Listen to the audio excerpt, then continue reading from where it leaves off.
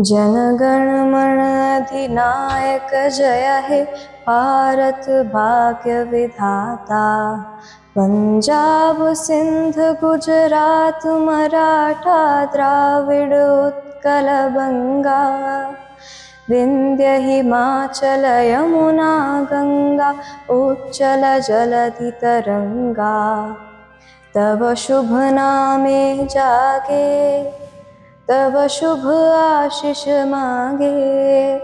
गाहे तव जय गाथा जनगण मंगलदायक जय हे भारत भाग्य विधाता। जय हे जय हे जय हे जय जय जय जय हे। मैं दानिश अली हूं और आप आवाज दवाइज देख रहे हैं। आज के शुमारे में हमारी जो मेहमान है वो कश्मीर की एक ऐसी बासलाहत ज़हीन बच्ची है जिन्होंने योम आज़ादी के दिन नेशनल एंथम सिंगिंग कंपटीशन में तीसरी पोजीशन हासिल की है। और इस कैटेगरी का जो आखिरी एजाज है that goes to सहरीन Wani from Bandipora. Sahreen Wani from Bandipora bags the third prize in the national song singing competition age group 13 to 18। इनका ताल्लुक कश्मीर के एक फार फ्लंग एरिया से है। जी हाँ, मैं जिस बच्ची का नाम आपको सुनाना चाहता हूँ या जिस मेहमान से आज हम आपको मिलाना चाहते हैं, इनका नाम सहरीन वानी है। आपका शुक्रिया अदा करना चाहेंगे आवाज आवाज के साथ बातचीत के लिए। Thank you very much. तो कुछ दिन पहले थर्ड पोजीशन आपने हासिल की है और आपने पूरे बांडीपुरा का नाम रोशन किया है। तो कहानी सुना दीजिए, कैसी तैयारी हुई थी और वहाँ पे फिर जब अवार्ड मिला तो कैसा महसूस हुआ? पहले तो मुझे सिंगिंग का बचपन से बहुत शौक़ है, मतलब एज अ प्रोफेशन तो नहीं बट एज अ हॉबी हमेशा से सिंगिंग करती आई हूँ मैं। और रही बात नेशनल एंथम की, तो जैसा कि आपको पता है हमारा स्कूल जो आर्मी गुडविल स्कूल है, तो यहाँ पे हर मॉर्निंग रेंडिशन होती ही होती है नेशनल एंथम की। तो उससे भी मतलब प्रैक्टिस हर रोज़ ही होती रहती है नेशनल एंथम की। तो बस वही थी मेरी तैयारी। एंड वहाँ जब हम गए तो बहुत अच्छा फील हुआ क्योंकि मैं अपने डिस्ट्रिक्ट को, अपने स्कूल को रिप्रेजेंट कर रही थी वहाँ पे पूरे डिवीज़न में। और वहाँ पे फिर ऑनरेबल सीएम से उमर अब्दुल्ला साहब से मैंने अवार्ड लिया, तो काफ़ी अच्छा लगा। तो काफ़ी अच्छा लगा। अब जब प्रिपरेशन आप कर रही थी, तैयारी कर रही थी, तो सोचा था कि आप थर्ड पोजीशन हासिल करोगी? ऑनेस्टली नहीं सोचा था क्योंकि डिवीजन लेवल का कंपटीशन था, तो इतना एक्सपेक्ट नहीं किया था मैंने। मतलब मुझे बहुत बार कॉम्प्लीमेंट्स मिले कि आपकी आवाज़ अच्छी है, लेकिन ऐसा मैंने सोचा नहीं था कि इस लेवल तक अच्छी होगी कि थर्ड पोजीशन भी आ सकती है मेरी डिवीजन लेवल पे। वंदे मातरम वंदे मातरम सुजलां सुफलां मलयज शीतलां सस्य श्यामलां मातरं वन्दे मातरम्। शुभ्रज्योत्स्ना पुलकितयामिनी फुल्लकुसुमिता द्रुमदलशोभिनी सुहासिनीं सुमधुरभाषिणीं सुखदां वरदां मातरं वन्दे मातरम्। कोटिकोटिकण्ठा कलकलनिनाद करले कोटि कोटि भुजै नृत खर करवाले। ए भोले माँ तुम्ही आभले बाहुबल धरणी नमामि तरणी रिपुधल वरणी मातरम वंदे मातरम। तो अब जब आप प्रिपरेशन कर रही थी, ठीक है, जिस तरह से आपने कहा कि आप आर्मी स्कूल में पढ़ रही है, इसके अलावा कोई उस्ताद रहा है जिसने आपको सिखाया है, जिसने आपको तैयार किया है? नहीं, म्यूज़िक का कोई टीचर नहीं रहा है मेरा। मैं बचपन से खुद ही करती आई हूँ सिंगिंग। ओके, छोटा पटाखा बड़ा धमाका।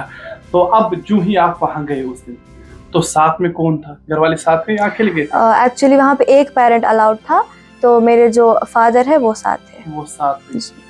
तो जब वहाँ पे आपने अवार्ड लिया, वो अवार्ड लेके आप घर आए, तो रास्ते में कितनी खुशी हो रही थी? बहुत ज़्यादा खुशी हो रही थी क्योंकि मुझे ऐसा फील हो रहा था कि मैंने अपने पेरेंट्स को प्राउड फील करा है, उनके लिए कुछ किया है, अपने डिस्ट्रिक्ट को रिप्रेजेंट किया है, तो काफ़ी अच्छा लग रहा फिर था। घर वालों ने क्या कहा जब घर आए अवार्ड लेके? बस मुबारकबाद दी मुझे और कहा कि we are proud of you. Okay, तो अब जिस तरह से आपके स्कूल की बात है, जब हम कल्चरल इवेंट्स की बात करते हैं तो आपके साथ जितने भी स्टूडेंट्स हैं ये पार्टिसिपेट करते हैं। जी। तो अब जो दूसरे स्कूल में बच्चे पढ़ रहे हैं उनके लिए आप क्या कहना चाहते हैं? उनके लिए मैं यही कहना चाहूँगी कि पढ़ाई के बगैर भी और बहुत से ऐसे चीज़ें हैं जिनमें आपको पार्टिसिपेट करना बहुत ज़रूरी है। आपकी एक्स्ट्रा करिकुलर एक्टिविटीज़ जो होती है वो भी बहुत ज़रूरी है आपके लिए। No doubt academics is very important, first priority पे आता है एकेडमिक्स, लेकिन उसके अलावा जब तक आप बाकी चीज़ों में पार्टिसिपेट नहीं करोगे तब तक आपको इन चीज़ों का एक्सपोजर नहीं मिलेगा। और ये चीज़ें आपको सिर्फ अवार्ड ही मैटर नहीं करता, सिर्फ अवार्ड लेना या फिर कोई पोजीशन लाना ही आपको नहीं सिखाता, बल्कि ये आपको अपनी आगे की ज़िंदगी में आप कैसे उसको चीज़ों को मैनेज करते हो, कैसे सब कुछ करते हो अपनी आगे की ज़िंदगी में, वो भी सिखाता है। तो extra curriculars are also very important. Okay, अब आपने जिस तरह से सिंगिंग में अपना जलवा दिखाया है, आपने पूरे बांडीपुरा का नाम रोशन किया है, तो इस वक्त किस क्लास में पढ़ रहे हैं? Class 10th। Class 10th। जी। तो आगे क्या करना है? आगे मेरा बचपन से सपना है कि doctor I want to become a doctor. Yes. क्यों डॉक्टर क्यों? डॉक्टर इसलिए क्योंकि पहली बात तो ये कि उसमें जो सब्जेक्ट्स हैं उनमें मुझे इंटरेस्ट है। दूसरा ये कि मुझे सोशल सर्विस में बहुत ज़्यादा इंटरेस्ट है। मतलब बहुत से लोगों ने मुझे ऐसा कहा कि आप आईपीएस बनो, आईपीएस ऑफिसर, आईएएस ऑफिसर। बेशक अच्छे पोस्ट है वो भी, बट मेरा जो इंटरेस्ट है पर्सनली वो डॉक्टर बनने का ही है। मुझे सोशल सर्विस करना बहुत पसंद है, तो हाँ वही रीज़न। लोगों की मदद करना जी आप बिल्कुल, चाहते हैं? बिल्कुल। तो ओके, अब जिस स्कूल में आप इस वक्त पढ़ रहे हैं, ऑलमोस्ट फिर 8-10 साल से आप यहाँ पे पढ़ रहे हैं? Yes sir. 8-10 साल से? एक्चुअली 3 साल हो गए मुझे यहाँ पे। अच्छा, 3 साल हो गए। ओके, इन 3 सालों की यादें बता दीजिए, कैसा मजा आया यहाँ पे? बहुत ज़्यादा मज़ा। एक जो स्पेशल चीज़ मैंने स्कूल में ये देखी कि यहाँ पे पढ़ाई भी बहुत अच्छी है, और पढ़ाई के साथ साथ जितने भी आप में जो टैलेंट्स है उनको यहाँ पे बाहर लाया जाएगा, उनको आपको एक प्लेटफॉर्म दिया जाएगा, चाहे वो स्पोर्ट्स हो, सिंगिंग हो, आपको म्यूज़िक में इंटरेस्ट हो या फिर पढ़ाई ही क्यों ना हो, हर एक चीज़ में यहाँ आप आगे जा सकते हो। जैसे कि मैंने स्पोर्ट्स में भी काफ़ी अचीवमेंट्स हासिल की है। मैंने स्क्वे मार्शल आर्ट में साउथ एशियन चैम्पियनशिप हुआ था नेपाल में, वहाँ मैंने अपने इंडिया के लिए गोल्ड मेडल लाया था। ओके।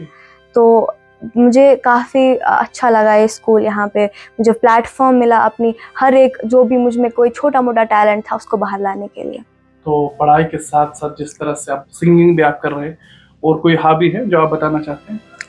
सिंगिंग है, स्पोर्ट्स है, और बस एकेडमिक्स एंड छोटी मोटी हॉबीज़, रीडिंग छोटी-मोटी वगैरह। हॉबीज। तो इस वक्त ऑलमोस्ट 3 साल से इस स्कूल में पढ़ रहे हैं, तो अगर मैं आपको कहूँगा कि इस स्कूल की एक छोटी सी समरी हमें बता दीजिए, पूरी जिंदगी की जो 3 साल आपने यहाँ पे गुजारे उसकी समरी बता दीजिए, तो कैसे रहेगी वो समरी? उसकी समरी ये रहेगी कि it has been the best school of my life till now. जितनी भी मैंने यहाँ पे मेमोरीज़ बनाई है, जितने बॉन्ड्स बनाए हैं टीचर्स के साथ, जितनी अचीवमेंट्स मैंने यहाँ पे हासिल की है, और जितना कुछ मुझे यहाँ पे सीखने को मिला है वो मुझे और कहीं पे सीखने को नहीं मिला। ओके, तो अब बांडीपुरा के लोग, न सिर्फ बांडीपुरा के बल्कि पूरी कंट्री के लोग आपको इस वक्त देख रहे हैं, तो क्या कहना चाहते हैं आप, जो आपके दोस्त हैं, इसके अलावा जो आपको देख रहे हैं लोग, उनके लिए क्या कहना चाहते हैं?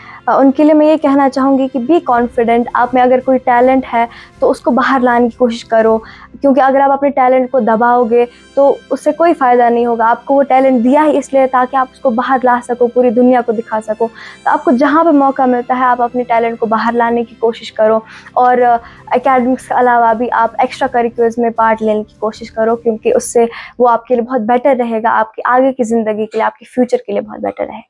थैंक यू साहिन, आवाज़ के साथ बातचीत के लिए। Thank you very much.